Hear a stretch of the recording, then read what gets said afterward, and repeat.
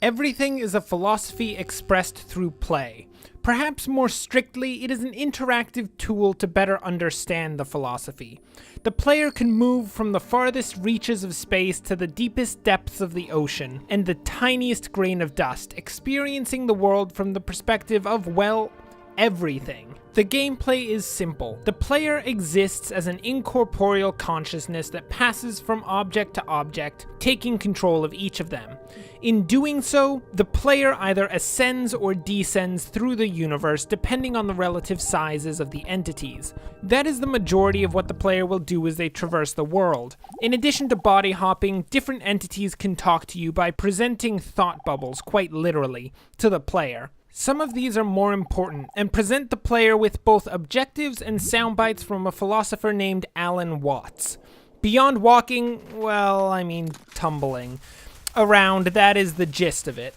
Now, the real meat of the game is not the gameplay itself. The gameplay is a means by which the player is led into contemplation pertaining to the philosophy. In essence, Alan Watts breaks down the idea of difference by presenting that nothing is actually separate. Everything in the world around a consciousness is an essential part of that being. Delineation is created by the consciousness so as to allow one to talk about the subject. Watts pulls from relativism to assert that all entities have their own perspectives that are, to them, equally meaningful and universal as any other entity's perspective is to itself. That last point is the crux of this game. By moving between different entities, and eventually into completely alien environments, the player is shown the different perspectives of the entities, and thereby also how relative every entity's perspective is.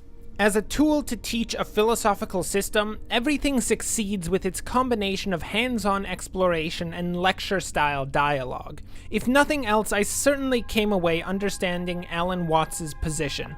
Of course, the entire game was not flawless in its explanation.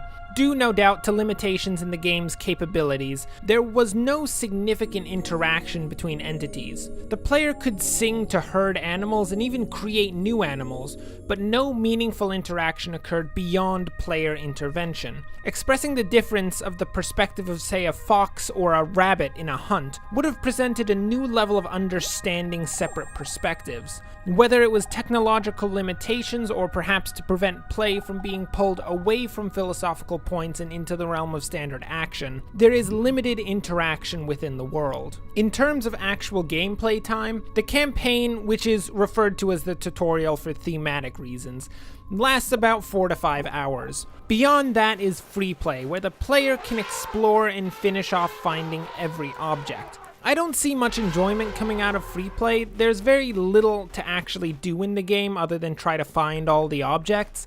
The main impetus to play, at least for myself, was to find the next dialogue bits and really understand what the game was trying to express. With the campaign and with it the dialogues complete, I don't see much of a reason to continue playing.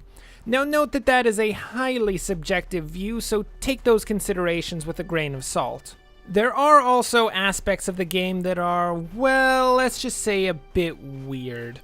For instance, the rolling. I can only guess the animals roll because the developer did not have the resources to create a procedural walk generator. Actively animating every animal's walk would have taken a significant amount of time. However, rolling was probably not the greatest solution in the world.